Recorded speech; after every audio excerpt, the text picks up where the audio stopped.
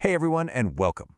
So, if you've ever dipped your toes into the world of statistics, you know that testing an idea, a hypothesis, is at the heart of everything.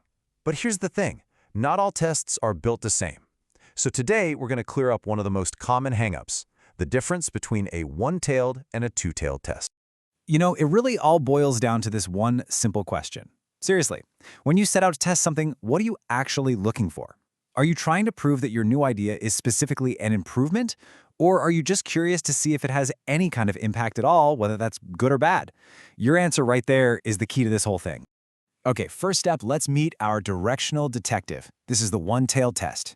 And just like a good detective on a hot lead, this test has a very specific mission. It's not just looking for any old clue. It is laser-focused on finding evidence that points in one and only one specific direction. Now, you'll hear this term critical region. A good way to think of it is as the gotcha zone. It's the area where your results need to land to prove your point. With a one-tailed test, that entire zone is piled onto one side of the graph, either way up high or way down low. And that's because your whole hypothesis is directional. You're making a specific claim, like this is more than or this is less than some value. Okay, so that's the theory. But honestly, seeing it makes all the difference. So let's take a look at what this gotcha zone actually looks like on that classic bell curve. So let's say your hypothesis is all about a greater than effect. You're doing what's called a right-tailed test. See how that whole critical region is shaded on the far right? That means you are only interested in results that are significantly higher than the average. Anything else just doesn't count for this specific investigation. And on the flip side, of course, if you're trying to prove a less than effect, you've got the left-tailed test. Now, the critical region is entirely on the left side. You're hunting for a result that's significantly lower. It's basically a mirror image, but the principle is exactly the same. One direction, one tail. Let's make this super concrete. Take a statement like this one. This is a textbook case for a one-tailed test. And why? Well, it's all in those two little words, more than. That phrase gives us a crystal clear direction. We're not interested if the average height is just different from 170 centimeters. Our entire mission is to prove that it's specifically greater. All right, time to meet our second character, the impartial judge. This is the two-tailed test. Now, unlike our detective who was following one specific lead, the judge is completely open-minded. They're willing to hear evidence from either side. They just want to know one thing. Is there a significant difference here at all? Period. So the two-tailed test is, by its very nature, non-directional. Your hypothesis isn't that something is better or worse, it's just that it's not equal to what you started with. And because you're admitting you don't know which way the change might go, you have to be ready for a surprising result at either the super high end or the super low end.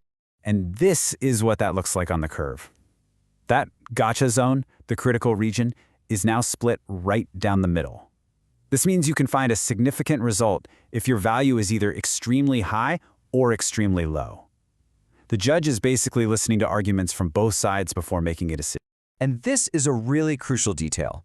With a two-tailed test, your significance level, that's the amount of risk you're willing to take of being wrong, usually called alpha, it gets split in half.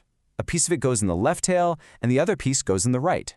You're hedging your bets, covering both possibilities. Okay, so we've met the focused detective and the impartial judge. Now let's put them right next to each other in a head-to-head showdown. This should make the differences absolutely crystal clear. So let's break it down. Directionality, the one-tailed test is unidirectional. It's going one way. The two-tailed is non-directional. That in turn dictates your hypothesis, greater than or less than versus just plain old not equal to. That leads to the critical region being on one side versus both. And finally, your significance level, alpha, is all in one basket for the one-tailed test, but split for the two-tailed. Now this has a really important consequence. A one-tailed test is actually more powerful at finding an effect, but only in that one direction you bet on. It's kind of like a high-risk, high-reward strategy. So all this theory is great, but how do you actually apply it? How do you make the right call when it's your analysis on the line? Well, let's walk through a super simple guide to help you decide. Honestly, it's pretty straightforward. First, just figure out your core research question. Then, look closely at the hypothesis you've written. Does it use directional words like increase, decrease, improves, better, or worse? If the answer is yes, boom, you've got your direction. You're the detective. Go with a one-tailed test. If your hypothesis just says there will be a difference or an effect, well then, you're the impartial judge. Use a two-tailed test. And to leave you with something to think about, consider the real-world stakes. Imagine a medical trial. If you're testing a new drug against a sugar pill, you absolutely 100% need to know if it's specifically better, right? But what if you're testing it against the current gold standard drug? Maybe then you just need to know if its effect is different in any way, even if that difference is an unexpected side effect. Choosing the right test isn't just a math problem, it's a decision with real and sometimes profound consequences.